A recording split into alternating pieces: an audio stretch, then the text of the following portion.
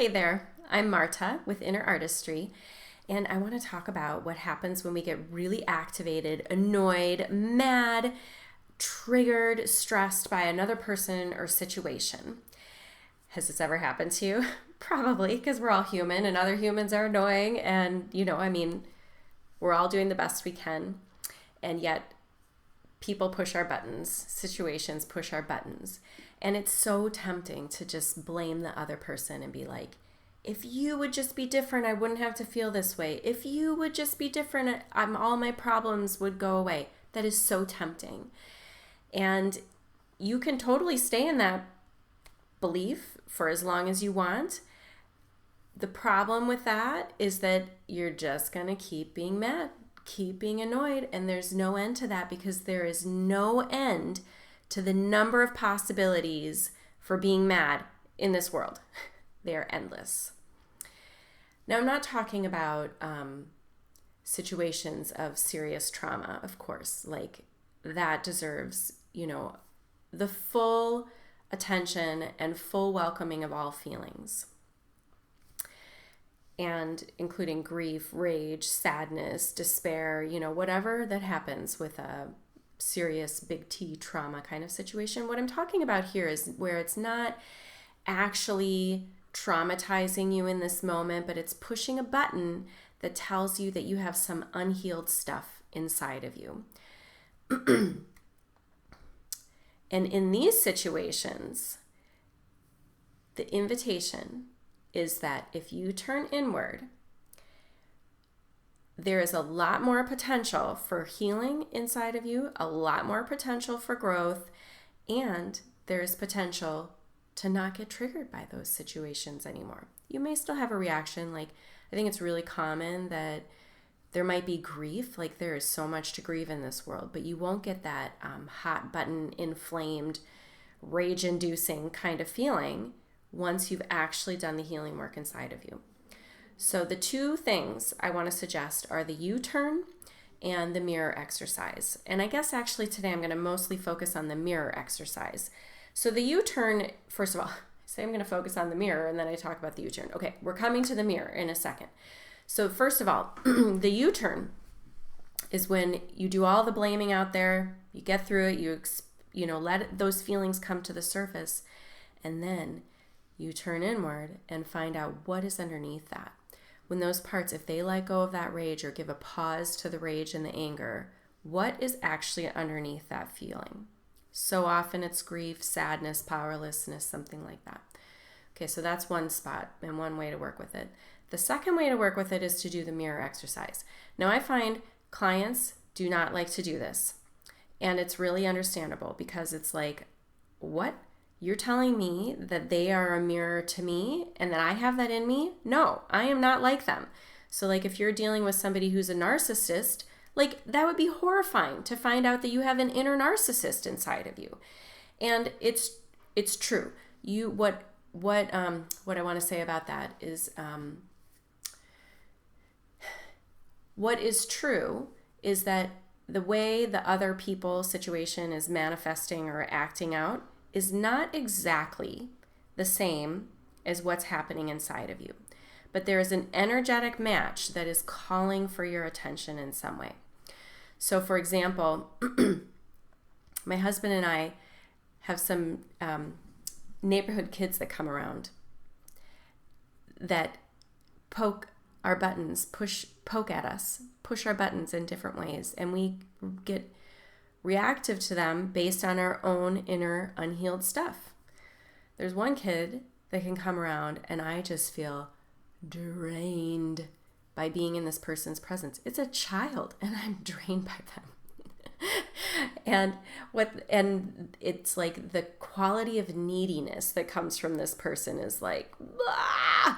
And so I know that I have a flavor of unhealed neediness in me. And I haven't addressed it yet. Like someday I'll get to it. And then my husband gets so annoyed by this one person who does not follow the rules, does not listen, will just, do all the things. It's like the what is it? Do first, beg for forgiveness later. Don't ask. Skip the step of asking. Just do what you want and beg for forgiveness later. That drives my husband crazy. And so I know that that is a mirror to my husband of the ways that he would like to be like that, where he does not care what people think and he doesn't care about the consequences, but it bothers him to see it in another person. Okay, so those are like two lighthearted examples of the mirror exercise.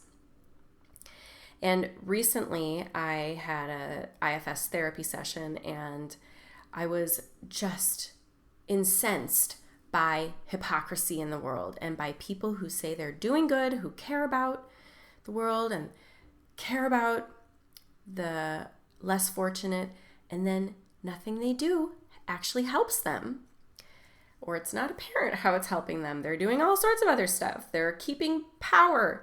They're making sure that they get to maintain their power, but it's not actually helping the deep root causes of suffering in the world. This is driving me crazy. And so crying, rage, did the U-turn, grief, so much grief, because when I go to the layer underneath the anger, it's like, I am not going to change this through my rage. And so then what happens? Grief. This is not changing. This situation is not changing. I'm afraid it's never going to change. All the suffering in the world. And so to just sit with that, that's the U-turn. Then the next step is the mirror. How does this hypocrisy live in me? And at first it's like, I'm not a hypocrite. No, I'm a good person. I can even laugh about that right now. It's like all of us want to think we're good people, and yet all of us have an inner hypocrite, guaranteed, unless you are enlightened or something, ascended in some way. But that hypocrisy in me, so first what I realized, when I just sit and open that question, how does this energy live in me? What came up is I have a part that's basically living in a hole. That would be an exile type part. I haven't even made my way to that part yet. And running around that part is a well-intentioned manager who knows this one is suffering. And it's like, I can help you with the suffering. And the suffering of the one in the hole has something to do with, I'm not special. I don't feel special. So this manager knows all these ways to try to make me feel special. Send out more newsletters, make more videos, get more people who love me, collect the responses. And it's got this whole list of strategies, and it's just like running around that hole, doing its thing, convinced that if it can just do enough of those things, then it won't have to feel that way. But really, that is not solving that problem. It is not really addressing the problem of not feeling special. In order to not feel special, in order to heal that wound, I have to go to that part in the hole. And I have to be with that part in the hole. And I have to really listen and attend to its needs. And that will be a more thorough way of addressing this hypocrisy and addressing the wounds. So after seeing this situation, seeing these parts in the way they are, it didn't change so much in the session itself, but that whole day, that manager was on the back burner. Just seeing it in action, just seeing what it's trying to do, it gave me a rest for the whole day.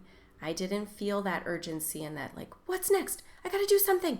What else do I need to do? This was yesterday, so still today, that part is not running around. It doesn't have ants in its pants anymore at this moment. So I know there'll be more attention, more needed. But the fact that just seeing it, being with it, witnessing what's actually happening inside of me is getting to the deeper layer. And coming next will be going to the part in the hole.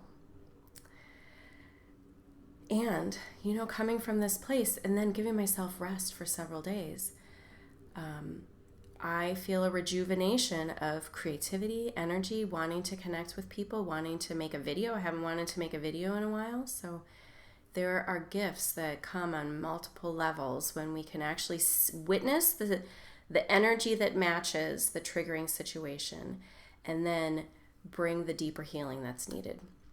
So if you would like to try this out, please contact me, Marta at Inner Artistry. You too can experience this magic of witnessing your mirrors and finding what's living in you that's looking for help and looking for attention. All right, wishing you a great day, and may we all take these triggering situations and use them for our growth.